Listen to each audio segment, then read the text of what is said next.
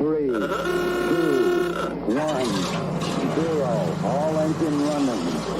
Liftoff. We have a liftoff. It's Monday. It's Monday. It really is. 7 o'clock. And that can mean only one thing. It's time for Reading the Signs, where me, Comedy John Ryan, and my comedian pals from all over the world are going to be talking about comedy, well-being, why we do it, how we do it, how we cope. And that's where we need your help. We need you to send us your top tips for well-being. Be part of the show. Drop a comment in the box on YouTube, on Facebook, on Twitter, on the mensradiostation.com website. It's going to be a great show, much better than last week. What we're trying to do is think exceptional, which, funnily enough, is the motto of WJ, our show sponsors. WJ are the UK's leading road marking and highway maintenance company. They're working with us, we're working with you. Let's get to it. 3. Ooh, well, welcome along, guys, to Reading the Signs with me, John Ryan. As always, I'm going to be joined by a fantastic guest. Tonight is one of the best up-and-coming rising stars on the circuit. So we're having a real treat tonight. I'm sure that you will enjoy this guy's company and what he has to say. So how's your day been? Let me know. Do say hello in the comments box. Tasha is going to try to do some commenting, I think, but COVID has really hit her hard this last week. Don't know what's the matter with her. When I had it, I just went to sleep for 14 hours a day. But, you know, maybe it's a gender thing. I don't know. Yeah, how was your Christmas? Let us know how that worked out for you. Are you kind of still in the kind of festive spirit? Have you taken your tree down? Did you put a tree up? Just anything you want to chat about, really, do let me know. And lots of the people that are out there, do pop your comments in the box. Let us know that you're there. Quick hello to Barry Allen. Good evening. And Robert Van Buren. Thanks for joining us, guys. I hope that you enjoy the next hour. So, as you all know, if you listen to me regularly, I try to get the best comedians on the planet to come and talk to me every week. And I decide who's the best because I don't have any shame in telling you these guys are good. I like people who are interesting, who bring something. So they may not be everyone's cup of tea, but comedy is very subjective. So always bear that in mind, that something that you like, somebody else doesn't like. But, you know, my opinion counts. I'm a dad, so I'm used to getting my own way. Tonight's comedian, I've known him for a few years now. He's a lovely man, and he's someone that I genuinely think that I would be friends with were he living closer to me. I definitely would go and borrow stuff from him because of his heritage. He's got connections. If I want to borrow things, I've got no difficulty in realizing that. Ben calls himself an accidental comic, which is quite interesting because that was a phrase that I have often used to describe myself. I never had a desire to do comedy. I was quite happy in my day job with my kids. And then I just did the gigging for a little while in the hope that it would lead to something else. Ben's reasons obviously slightly different. But what's interesting about him, though, is that he has really stormed New Act competitions across the country over a number of years and has been so successful that he's actually managed to get cloned, which is something that I hope we'll talk about in a little while. So without further ado, please do give a warm Reading the Signs welcome to the very lovely Benjamin Bollo. There you go. How's that for an introduction, bruv? Look, that is fantastic. You are a great personality. I have to say, I've been meaning to want to come to your show, but I've been waiting patiently. The president said, just invite yourself and invade the show. But you know, you and I go a long way, even though I don't know you personally, but we've met at gigs. But I feel your energy and your vibe and your personality. So I hope you won't be flattered by the fact that not only do I respect what you do, I see you as a wonderful human being, and I'm attracted to wonderful human beings in the comedy industry. Actually, it's one of my weaknesses. Well, let's just leave it there. Good night. Thanks for our relationship just peaked. How was your Christmas? How does Christmas work for you? Christmas was fun, but Christmas was also a bit stressful. And when I say stressful, I have a very large family, and I wanted to see them all, but it wasn't possible. Okay. Not going to go into the details of it, but it was, it was fantastic. I'm sure you know what it's like trying to bring. I have come from a very large family, and most of us were able to see each other, but it was good. Okay, I don't know if you caught the tail end of that introduction, but I managed to pick up COVID on the 14th of December. So my Christmas involved just being in isolation, being on the couch for 14 hours a day, which is very difficult for me because I don't do lying around very well. Yeah. Are you But, sure it wasn't? Are you sure it wasn't the fact that you didn't want to see certain family members, so you pretended that you had oh, COVID? mate, I'm very. I tell you what, people talk about what is success, and I'm very successful because I only talk to people I like. I very, Mm, very rarely come into contact with anyone that I don't get on with. I just mm, don't. I just don't have them in my life. I'm very blunt. Tasha describes me as Rain Man yeah. because my social skills are: if I like you, I love you. If I don't, I will walk past you. And I've Mm, never. So my parents are gone. My siblings, I don't really have a relationship with. So Christmas for me, normally we go away, and was due to be having a month in the Caribbean working for P&O, but COVID have other ideas. yeah. I would say to you, because I'm a spiritual person, my view is Yeah, that there is always a reason for everything, and the fact that you caught yeah. it and you went where you were supposed to be, there is a reason. There is a reason. Okay. So I'd If say you thank could, your stars. I will. If you could tell Santander that, I'll go. There's a reason I don't have the mortgage this month. It's but that's good. Have you been gigging much in December? I haven't been gigging much, but what's really been really interesting, and it's probably stuff I wish I did earlier on in my career. It's this December was more about quality rather than quantity. So Okay. so the gigs that I did were really quality gigs. The last one was with Exeter Comedy Club, and it was just brilliant. As my alter ego, President Obonjo, I really enjoyed it. Long journey. I was so excited. I didn't read the sign at the car park to say closing at 9 o'clock. By the time I finished the gig, Oh wow. I had to spend the night at Exeter, or they call it Sexeter, whatever it's called. But Exeter. Exeter, yeah, yeah. That's a trek, mate. Yeah, it was a trek, and one of many reasons why at times I'm on Facebook.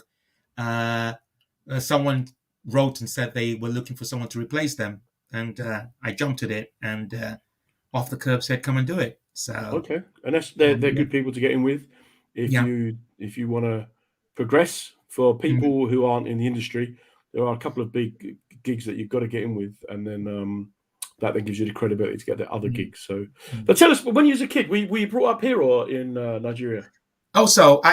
It's quite likely now that anything I say, some of it is going to be my new show called "I'm Not President Obonjo," Okay. because I have to explain I've been performing as a character comedian for the past 12 years, and I've risen to the challenge because people keep asking me, when are you going to do straight stand up? Okay. You're not doing straight stand up, and I never knew that doing character comedy made me come across as gay, but I never knew that there was a sexuality Okay. thing because it said straight stand up. Sounds I've always thought I was doing Yeah, yeah. straight You always stand thought, up, yeah, straight as opposed to and then all that's of a great. sudden it's you're doing character comedy. You're hiding behind the uniform. So Oh, to answer your interesting. question, I was born in Liverpool, Oh, okay. You've lost the and accent. I'm not going to lie. Yeah, yeah, I've you've lost the lost it. accent. I've lost I've lost the accent. So I was born in Liverpool, and then I went back at the age of 5. I had no choice. My Uh huh. father just, I just found myself in Nigeria after spending 5 years. I have no recollection of Liverpool, no recollection whatsoever. So 5 years in Liverpool, then arrived in Nigeria, and then came back at the age of 19 back to England in Wow. 1985. What Yeah. made you decide to come back? A couple of things.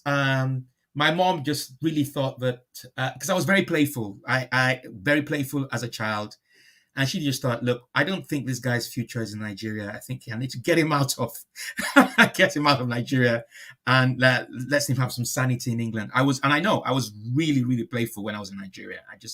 I had no focus whatsoever. It was crazy. So England kept me sane because I just enjoyed life. I had no focus when I was in Nigeria, so I came back. Was there was it difficult to go to Nigeria at 5 then? Was there a culture shock, or were you too young to have had your behaviours set? What I do remember is this: that there's a photo of me on the ship from Liverpool to Lagos. It took you by ship. That must have Yeah, took 5 years. I don't know how long it took, but I know I knew I was seasick.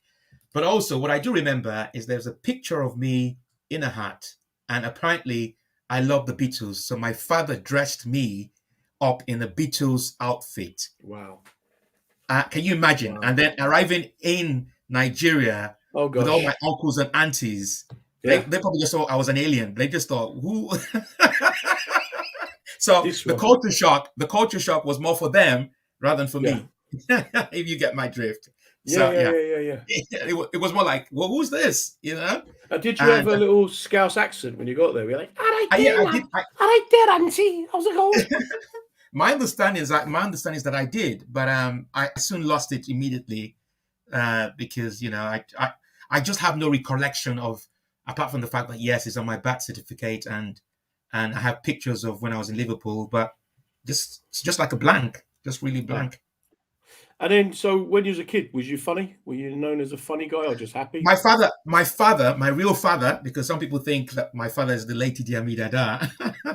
That's another story entirely. Okay. Yeah, but my real father definitely saw me as someone really funny. And this was what was really interesting about coming into the comedy industry.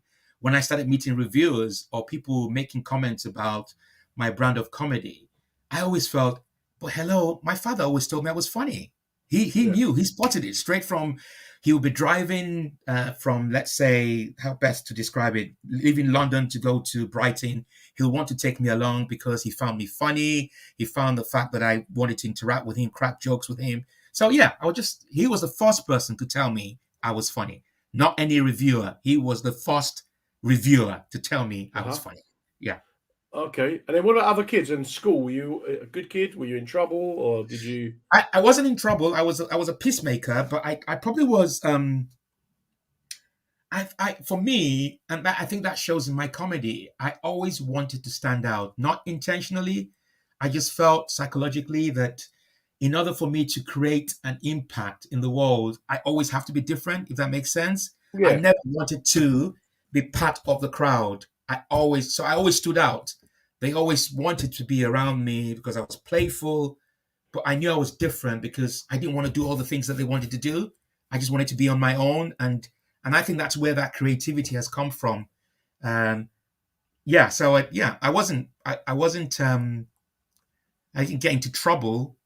I was probably more peaceful than anything else. Um, my parents went through a divorce as well, so I think that also Okay. affected me. Not necessarily affected me, but I think it was something that I recognized that I had to have my emotional resilience at a very early age, if that makes sense. Yeah. That emotional independence was key for me at a very early age. It's interesting for me because you're like the ideal template for a comedian, right? Yeah, Because Scousers, they're just funny. I don't care if that's a stereotype. There's normally humour. In fact, I've often done gigs in Liverpool and thought they don't actually need a comedian. They're just having a laugh themselves. it's And interesting. It's interesting you say that because I went to Liverpool for a gig for someone called Che Bunny.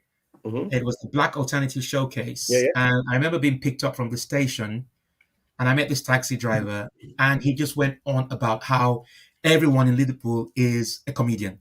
Yep. And when I told him I was born in Liverpool, he said he could tell that I was born in Liverpool, even though I lost the accent.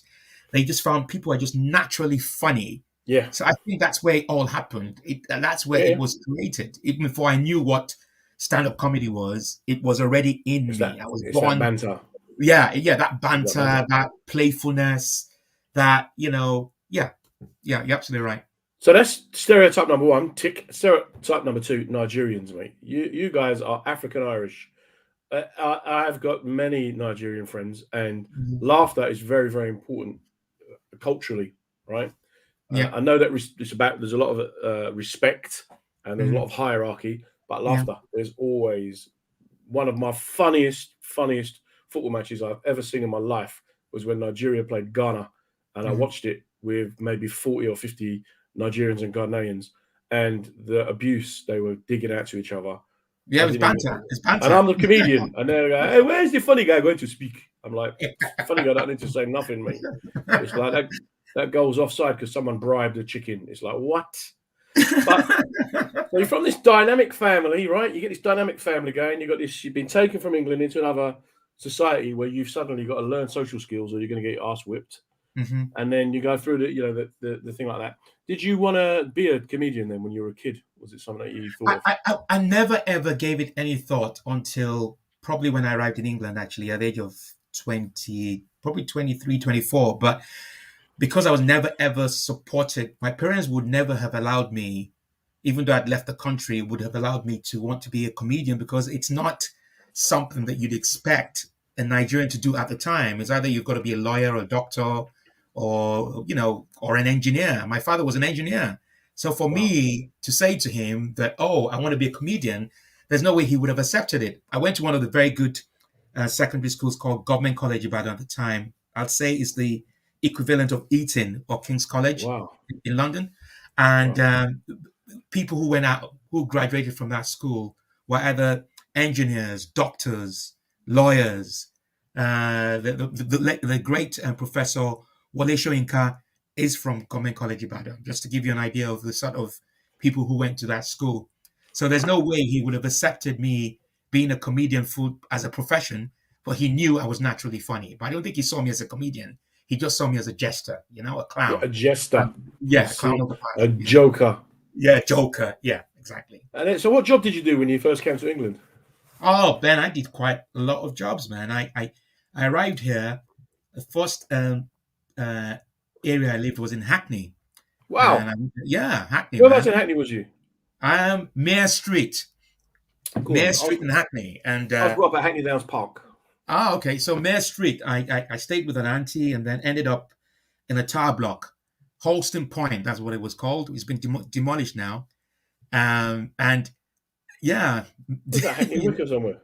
Yeah, somewhere around Hackney Week. It's been demolished because it was full of cockroaches and all that stuff. I think I went, I think when they blew it up, I think I went to watch. And then about 7 years ago, I met the woman who blew it up.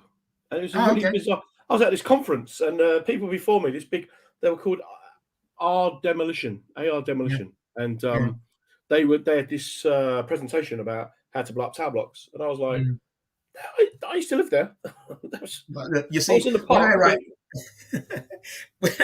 When I arrived and I started living in Holston Point in Hackney, wow. The first thing I did was, in those days, they didn't have neighborhood watch, but Nigerians are very friendly and hospitable. Oh, yeah. Yeah. So I think we had probably about 6 people on the floor. So I cooked some jollof rice and I left it in the front of their houses because I wanted to be friendly. Yeah. But hello, welcome to Britain. So they ate the jollof rice, greeted me once or twice, and that's it. That was that was the end of it. Yeah, that's that sounds about right. I once, when our neighbours moved in, I went and said, "Look, we live over there. If you want to come and have coffee while you get your stuff moved or whatever, or if you're stuck for a bottle opener, come, give me a shout." And the guy went, "We won't be doing that, thank you."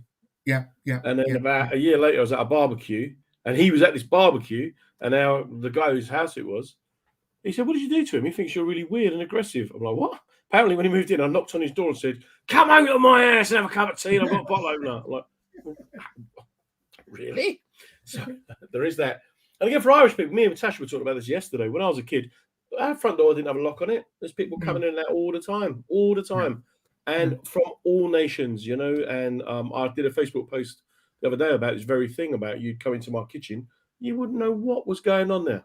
Yeah. And then because the church was basically Irish, Jamaican and Nigerian, you could be eating jollof rice or gizzards, rice and peas and boiled bacon and cabbage. You would not know.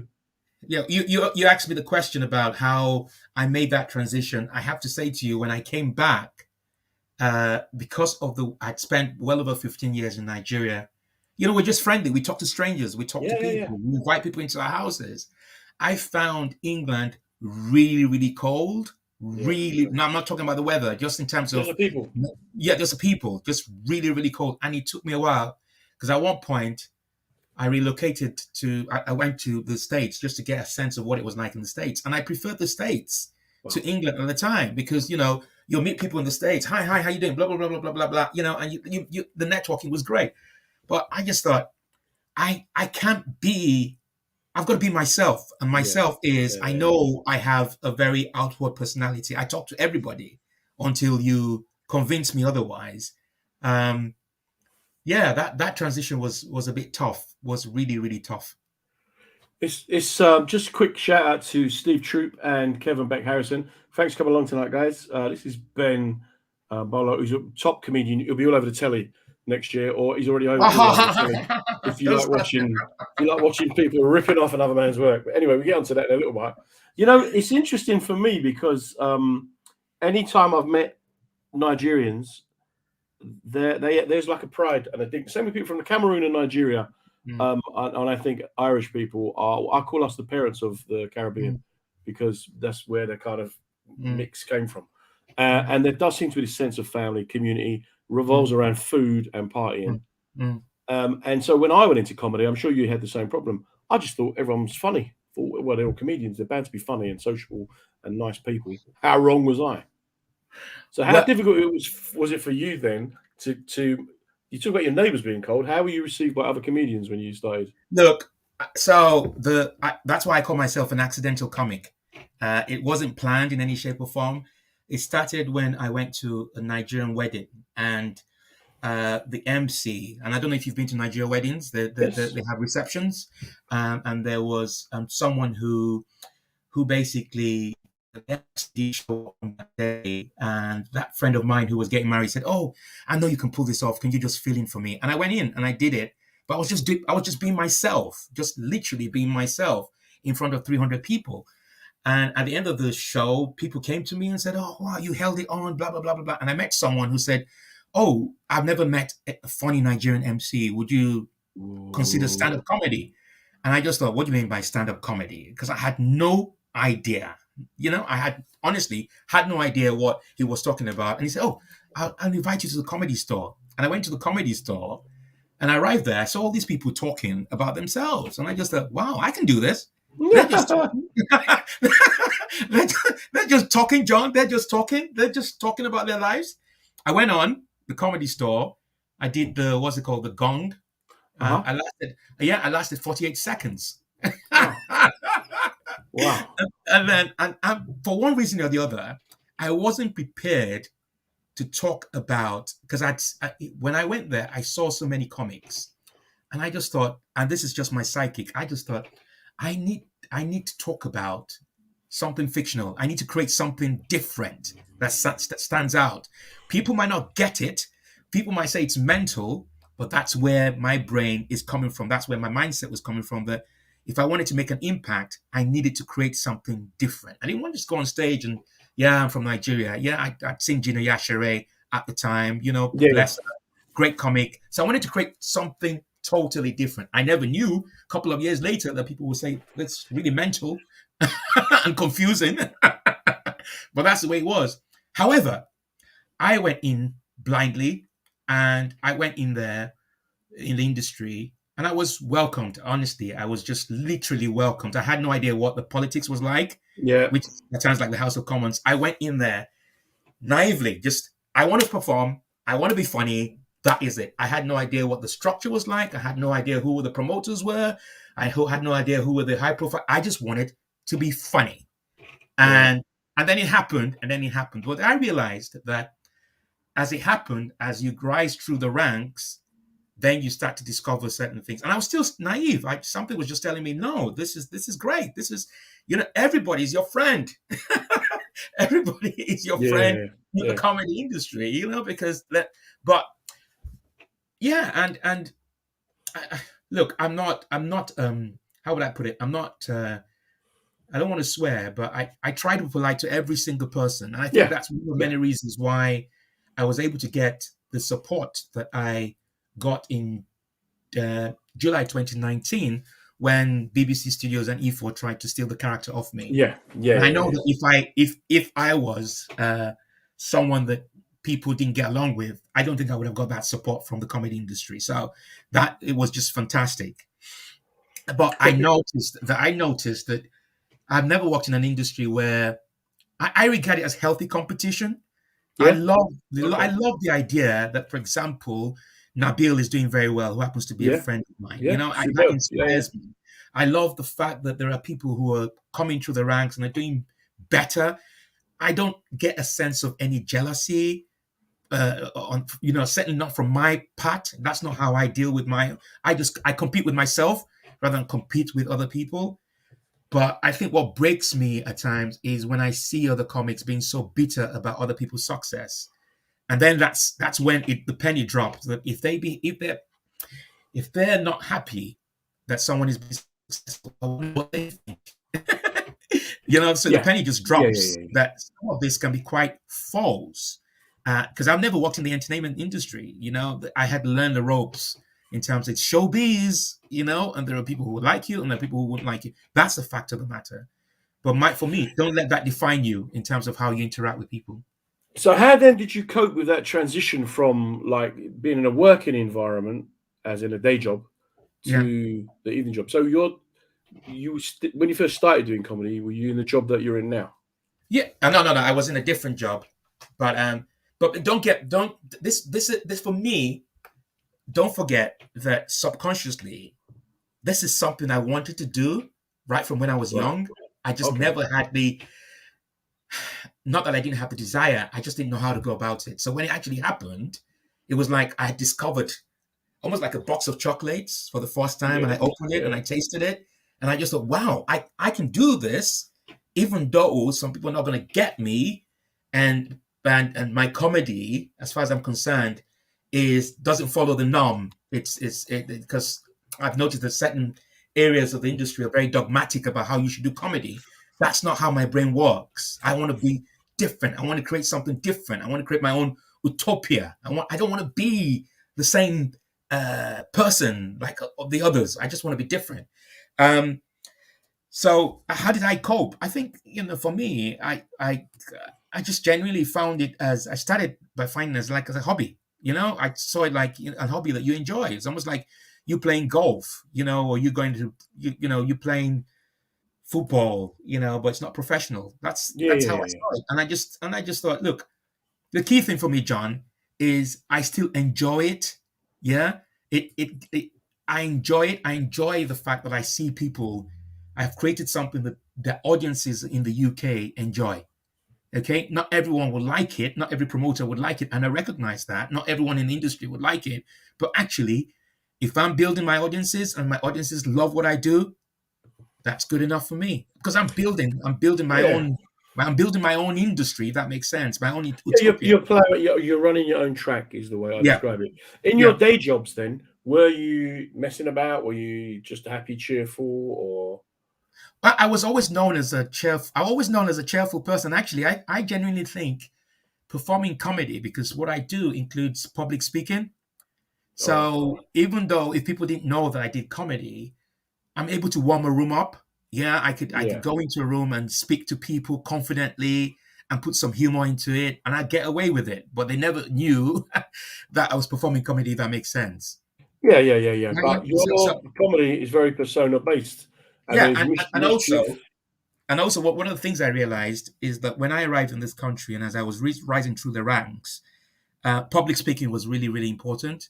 So the more I did comedy, the more I became more confident in public speaking, because it just going into a room full of strangers and knowing your subject is a transferable skill anywhere else in the industry, in any industry. At times I describe comedians like they are MPs, because they go into a room talking to constituents, and they talk and they make people laugh. Like sometimes they die, whatever it is. Those skills, good communication skills, are transferable in any. Nobody can take that away from me. I know that I've got it, and I know I've built on it, and I know that comedy has helped me build on that. Public speaking and being able to engage with people at any level, if that makes sense. Yeah. Yeah. But are you not in a position of responsibility in your? Yes, I am. Yeah. Yeah.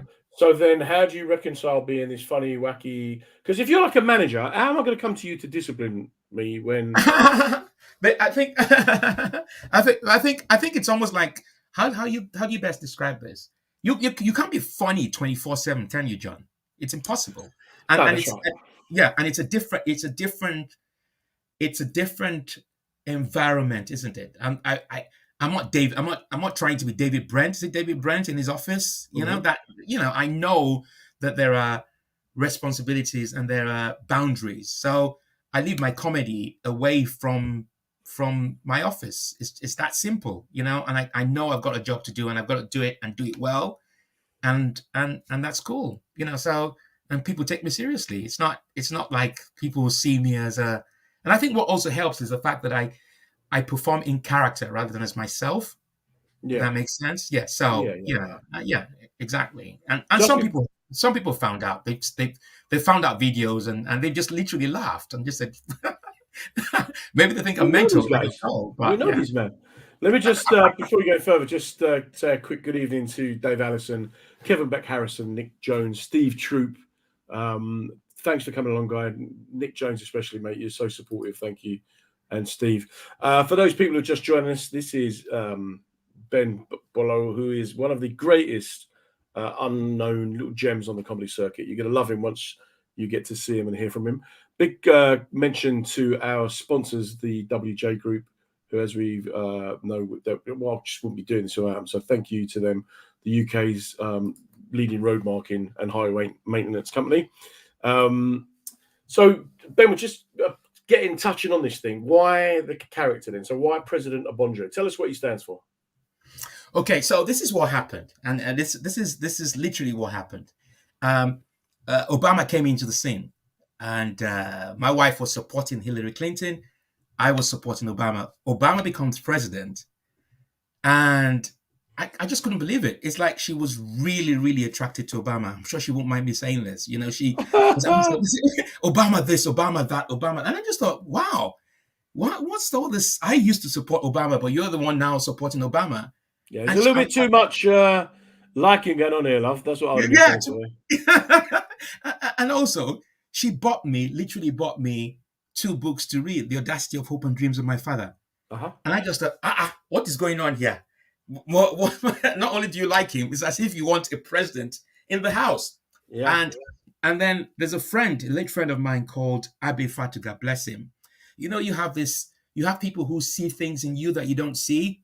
Yeah. And he used to tell me before he died that you're wasted, man. Like, you should be a public speaker. You're too funny. You should do comedy. And I ended up. He gave me the nickname Obonjo. Okay, and at that Okay. time I didn't even know that I was going to use it as a stage name. And I ended up. I created President Obonjo because I wanted my wife back. I was just so jealous. I was jealous of the fact that my wife loved Obama. And I just thought, yeah, you want a president in the house? I am going to create a character called President Obonjo. And I did it online. I never, ever intended to perform stand-up comedy. I did it online, and it became very popular within the Nigerian community. At one point, people actually thought that the character was running for presidency in Nigeria until, like I said, I met this guy who took me to the comedy store, and the rest is history. But I started performing as a civilian president. But then what happened, and certainly this is part of what's happened subconsciously, writing the new show, is the fact that I remember when I was in Nigeria, most of the time I was in Nigeria, I was under dictatorship rule. Yeah. Okay. Yeah. Yeah, so I was under dictatorship rule, and there was a guy called Babangida. They were all military dictators, and then my had uncles and aunties who are from the military as well. So it was no coincidence that I was driving past a shop in Stevenage. It was an army shop, and Right. don't forget, the whole idea was to try and get my wife back, acting like Obama, but it's actually Obonjo. But then Obama started complaining about the Republicans. If you remember, he had a phrase, "Yes, we can," and then he then said, "Yes, we can," but which was 4 years after. And I just thought, what would Obama do if he was an African president? He will become a military man. What I need is some military gear. So I went into this shop in Stevenage because I used to work in Stevenage at the time, and I wore it and I just posted it on Facebook. And the response was like, "Wow, absolutely wow. We love this." And then I wore it to a gig at downstairs at the King's Head. And, at the time, just basically said after I'd done my set, he said, "You found your mojo." I remember him saying that because I'd done several spots there and literally would die, literally die. But this particular one with the uniform, he just said, "You found your mojo." Before I knew what was happening, that's how he took off. I just started performing in uniform. But what irritated me was the fact that people just felt, and I didn't even know until 2019 when this, what's it called? This E4 BBC Studios thing happened, and someone recorded, someone called Rob Molland recorded a podcast, and he said that when he first met me, and I knew this was happening at the very beginning when I started wearing the uniform, I was performing. They just thought, what's this crazy mental, stuff? This is just this is not comedy. This is just jokester. This is a clown. I would say I got it absolutely right at the very beginning, but I grew to learn the technique of stand-up comedy or whatever it's called at the time, and it got better, and that's basically it. So it was a case of wanting to have my wife back because she was attracted to Obama, the link with dictatorship in Nigeria, and that's my understanding. And I'm just wanting to create something different. And then, so we have touched on it, the fact then that this character that you worked so hard on to create with the Lafta Republic and built up a following, and then suddenly this guy, Samson Kayo, I don't know him, but it turns out that they've got this whole idea of starting this show, basically, didn't they? Which they filmed a pilot for, I think. They did. I don't know whatever happened to it. Well, it didn't happen. It didn't happen. The President Obonjo's forces, which included the comedy industry, the comedy industry army, made sure it never happened. It was dropped. And look, all I would say to you is, can you imagine? Comedy is hard, but if you're doing something for 10, 11 years, you find out that there's an announcement made that the sitcom is being made by E4 BBC Studios. You got two choices. Either you fight it or you just give up. There were a number of people who just said, that's it, you're done. That's the end of your career. And you might as well just give it to them. But I just said, flipping heck. I know the sacrifice I have made over the last 11 years. If this is going to kill me, let it kill me. I'm not letting this go. I'm not letting this go in any shape or form. And And then you stuck to it. We just Steve Troop is desperately keen to see if his language is right. He says Bawani. Does that mean something to you? Yeah, Bawani says, "Hello, how are you?" Steve Troop getting all like up in his people's faces. Steve's a good guy. He's a regular listener. Cool. So he says Bawani. Yeah, he's done well. He's done well. He'll want to borrow money off you next. That's the thing, though. So you've alluded to it before. This thing about emotional resilience, which is something that is very, very strong in you. Okay. Yeah. So when you found then that this character, this Obonjo character that you've worked on, you're doing so well with, and suddenly they didn't even try and be subtle about it, did they? The whole kind of the show that they developed at BBC, and it was E4, wasn't it? Yeah, so it's BBC Studios and E4. So they made the announcement. I found out on Twitter. I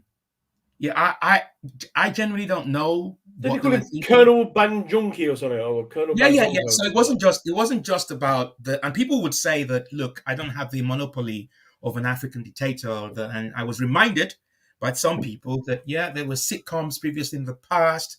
John Bird had something as a dictator, but hello, there wasn't anyone, and still there isn't anyone who performs a dictator character doing stand up. I think that's the first point. And I went everywhere, and wherever there was a gig, Yeah. wherever you wanted me, I will be there. Point number two, it wasn't just about the African dictator. What was also very annoying as well is that they took so my middle name is Bankole. Bankole means build a house. Now, Bankole and Banjoko, that's an anagram, isn't it, of my name? That sounds similar.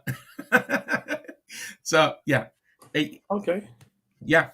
So Yeah. You can see how it's, but then I guess that's the problem that comics have, is not just other acts stealing their material, but you can get TV producers. And I once sat next to a guy on Tuesday night at the Comedy Store that did something called Cutting Edge, where the guys would come up with topical material. But this guy next to me was making notes, and I said to him, "What are you doing?"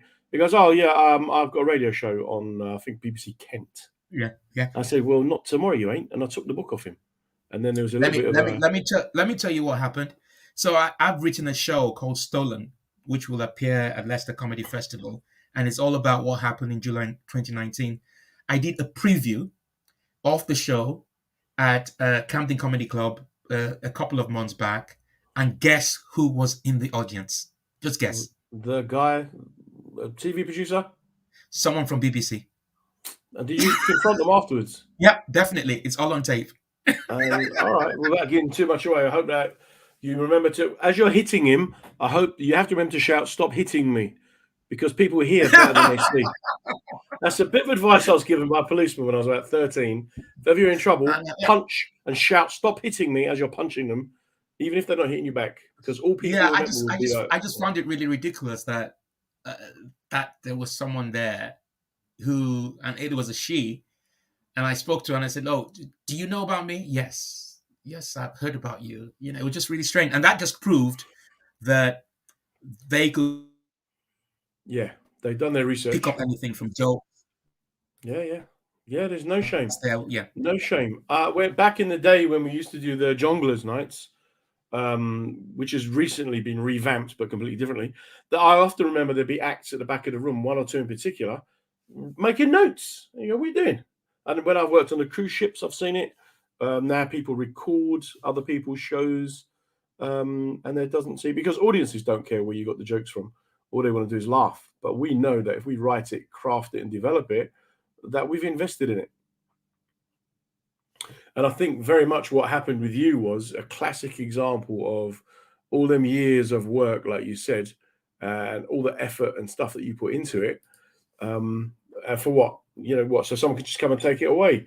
You wouldn't. It's like a carpenter. If you went and took the man's tools, how can he work? And how would they expect you to work? Very, very difficult time. It is all very interesting, though, talking to people like Ben and comedians about how they cope with these kind of setbacks, because these things happen in the workplace, but we're protected. You get protected by copyright rules in writing. And it's very, very difficult. Dave Allison makes a really great point to Ben that he knows that Dave and Ben spoke about it. Dave Allison, very supportive of comedy. And again, another guy is very, very innovative. His the trial show that he does, as well as some of the other stuff. The man has worked for years for nothing, and he's paid comics when he's not got paid himself. And then you collaborate with TV producers, and then what happens? Someone can take your idea. But David's making a very good point then. Is there any regret about not finding a way to collaborate with those TV producers so that if a TV show does come based on Obonjo, that maybe Ben could benefit from it? And the problem with that is, of course, that the problem with trying to work with TV producers is that they don't care about justice and fairness. They just want to keep their jobs. So they'll quite happily take someone's character and try and do something with it. So I've just been talking about Dave Allison there, Ben. Yeah. But look, there was so much advice from lots of people, and there were things that happened behind the scenes to try and make it work, but we just couldn't reach an arrangement. Do I have any regrets? I think I genuinely don't. I genuinely think that. I think for me, what was disappointing is they can't say that they didn't know about me. They knew about me. They knew of my work. I'd submitted things to comedy competitions. People knew who I was. Okay, I wasn't signed by anyone, not by a top agency. But if someone said, if you're doing comedy in the UK, you will know about President Obonjo, and that's not Yeah, being you big have to. Yeah, because I'm just out there. So I have no regrets. I think for me, and this is the thing, which is what I say to other comics as well, who especially comics who come into our industry, you've got to have emotional resilience. You have to be independently minded. This could easily break you if you're wanting to be part of um, the crowd. Because if there's anything, it was clear to me that they didn't want me to do that role, but I was strong enough to recover from that and just get on. And I'm still performing as Obonjo whenever I can for whoever wants to book me, if that makes sense. Because yeah, the ultimate for any comedian, and we know that for a fact, is they want to play Life of the Apollo, they want to work with the BBC. So when that happened in July 2019, I think that was the key thing for me, that they knew about me, but they just didn't want me, and that's fine. That doesn't define my comedy journey, if that makes sense. Yeah. It's an interesting one. There's a comic called Stefan Allen. I don't know if you know him. He's a Welsh guy. Do you know who he is? I've heard the name. Yeah, he. I've been kind of watching some of his Twitter stuff, and he made some phenomenal points about tips for other comics to follow. Yeah. And one of the big points that really struck me was that he said it's about learning to manage envy. Yeah. And because one of the things about this industry is you've got to continually broadcast your success, otherwise no one's going to know what you're doing, right?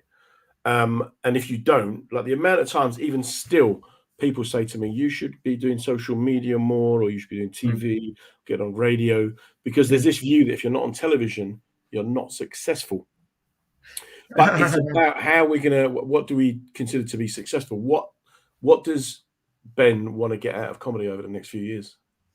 What I want to get out of comedy over the next few years, I have to say to you that I want to continue. Obonjo has built a cult following, so I want to build on that. Obonjo has built an audience, and I want to continue. I want to continue with that. Yes, I'm looking to have a sitcom. I'm looking to go on tour when the time is right. So those things are there that I still want to achieve, and I know I will do it. I'll find a way to do it. It's really important, because it's important for me personally, because that just shows, and just the general acceptance. People just need to accept that we're not all going to play, because there was a recent discussion about Life of the Apollo. Not everyone is going to play Life of the Apollo. Yeah, not everyone is going to be on BBC. Your measure of success should be different. John's measure of success, one of the things I admire about you is how you've taken comedy into the corporate world. That is success. That is success. That doesn't necessarily mean that everyone has to do it, and doesn't mean that, because I know what people think. People think, you've got to be doing Life of the Apollo. It might well just be building audiences, running your own independent shows. That is success. And I think that those are the key things that will help you in terms of your well-being and your mental health. When you start comparing yourself with how people are succeeding in comedy, you are going to kill yourself emotionally and physically. You're going to destroy yourself. It's interesting. Quincy, who is a great comic, he's made a point that as comics we have to look at ourselves as a brand. That's how we copyright our work and all what we do. Yeah, I admire. You mentioned Quincy. All I remember is his logo. I've never said this to him, but I see his logo all over, and I know that's Quincy's logo. And what's really interesting is, and this is why I say it's transferable skills. Obonjo, as far as I'm concerned, is a brand. It is a brand out there. There are Obonjoists. There are people who, and I know because I work in the corporate world, that's why I know that you've got to have a brand. But it's unheard of. I remember reading stuff about Jimmy Carr, who said you've got to treat this like a business. Yeah. And some people are offended by that comment, like you've got to treat it as a business. But hello, how many people are going to be accepted by the gatekeepers of the industry? Not many, just a few. If you don't fit in What else do you need to do? You're going to have to run your own show, and that's You basically got to, yeah, you got to find your own field, right? Now, yeah. I mean, I had managers over the years who would say, "Look, if you do this and that, we'll get you on the telly." My Mm, thing was, I don't want to be on the telly. That's not my measure of success, right? mm, And even now, I get very often people come up to me after gigs saying, "Man, why aren't you doing 8 out of 10 cats or mock the week?" And they can't see beyond that. yeah. And it's about then how do we use our comedy? And this is a fact that I will argue to my dying day. I've had this argument many times with white comedians, right? In my experience, the black comedians tend to be much more proactive in representing and trying to support their communities and Hmm. to try to elevate. It may not be like that when you're in the mix, but from what I can see from the outside, like Mm, we just mentioned Quincy, mm, Curtis, mm, Rudy. mm, There's loads. Even what Mo Gilligan's doing at the moment. They're mm, very aware of the fact that we can use this as a platform to help mm, comedians per se, mm, but also our specific communities, right? yeah, yeah. And when I see people then diluting that, like the BBC coming in, well, we've got this African dictator. Well, let's make our own one. Well, where's the loyalty between Samson or his writers with Mm, yourself? And it's about how we don't help each other. yeah, yeah. We I think, just pull each other down. yeah, and I think the irony of it was the fact they had two black people, because he's not a comedian; he's a comedy actor. Yeah, it's comedy acting. Two Yeah, black people fighting for crumbs, if that makes sense. From yeah, yeah, exactly. Whereas there was a real opportunity to find ways to make yeah. those two dictators work. But that's the past anyway, because But the beauty of it, when we talk about success, and it's really interesting. This whole idea of self promotion and the fact that you can be joyful about what you've achieved, and people will still see that as bragging, or would see that as uh, you're delusional about your success. But what's Yes. wrong in actually promote? Because if there isn't anyone else promoting you, if you don't shout about your own successes, who else will do that for you? No one else. And actually, I find people who haven't got agents and who are actually striving to do things themselves. I admire them more actually, because it's such a very lonely, tiresome, but fulfilling journey when you do it Yeah. that way. Yeah. It Yeah. is, Yeah. Yeah. yeah, whatever happens to me now, John, as far as I'm concerned, it's really interesting. There are times when there are jokes been stolen. People will quote what happened in July 2019. Is that not success? Oh, they're trying to do Yeah. an Obonjo on you. Yeah. Yeah. Yeah. So whatever happens, I don't know how long, but my view is that they will never ever forget what happened in July 29th. It's not part of comedy history. People But you remember it. see, that would have broken many comics, would have just been broken by that, right? But your emotional resilience that you mentioned very early on in our conversation, you talk about the upheaval you had up to age 5, growing up in Mm, Liverpool, getting mm, taken to another country, another yeah, culture, yeah, another weather condition, yeah, right? Then coming back again, then trying to be friendly with your neighbors. It's that kind of mm, where do you make your roots? You make your roots. You've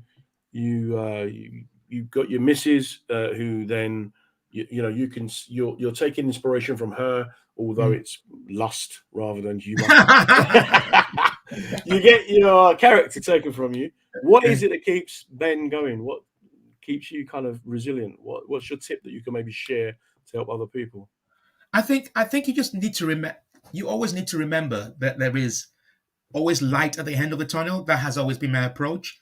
We will always have setbacks. We will always have things that we want to try and achieve. But always remember the good times. Remember the things that you've been able to achieve that are positive. It's almost like, for example, I used to talk to quite a number of comics who, for example, one minute they do very well, and then they go to a gig and they do very badly, and they allow that bad gig to shape, their views of where they're going with their comedy. But actually, if you remember, and that's my approach, always remember the good times. Remember the things that you did very, very well, because you will need to go back to that when the times of darkness is upon us. Very, very Yeah, important. yeah, no, Setbacks. that is quite a spiritual way of looking at it as well. Yeah, because that's the way I look at it. I just look at it. Look, whatever it is, when that was happening in July 2019, I knew, based on what's happened in the past in other parts of my life, that there will be light at the end of the tunnel. Key thing is, don't give up. See it as a positive. And that's what I did. And that's what you need to do. Remember the good times. Always. Even when the pandemic started and the gigs dried up, my positive way I dealt with the positivity of it was just remembering Edinburgh 2019 in August and how people were talking to me on a regular basis about what happened, wanted to talk to me about the whole E4 and BBC Studio stuff. I know it was just 5 minutes of fame, but hello, geez. From a local pub, when I started local pub in Luton where nobody understood me, to hitting the Times newspaper, the Daily Mail, the Daily Mirror, without having an agent. It just goes to show what you can do as a human being. And everybody can do it. You just need to believe in yourself. The other thing I was going to say, John, is, this is very controversial, I genuinely think that you shouldn't really do comedy until you've sorted out your well-being and your mental health. Because if your well-being is not right, if your mental health is not right, it will break you. And this is a tough industry. And people forget the comedy courses that people do. That is what they should be teaching people. What is your state of your mental health? What is the state of your well-being before you go on a comedy course? Do an assessment of that person, not just take the money. I've seen people broken as a result of setbacks. And that, because of the sort of person I am, I just feel really, I empathize with it. But because of my setbacks in the past, that has got nothing to do with comedy, that has strengthened me. So I hope that helps people along the way. You really need to think about your setbacks, light at the end of the tunnel. It's just like the pandemic. Yeah, we still have Omicron, but where we are now is not where we were last year. And I'm sure next year is going to be really more positive. That's the way people should look at it.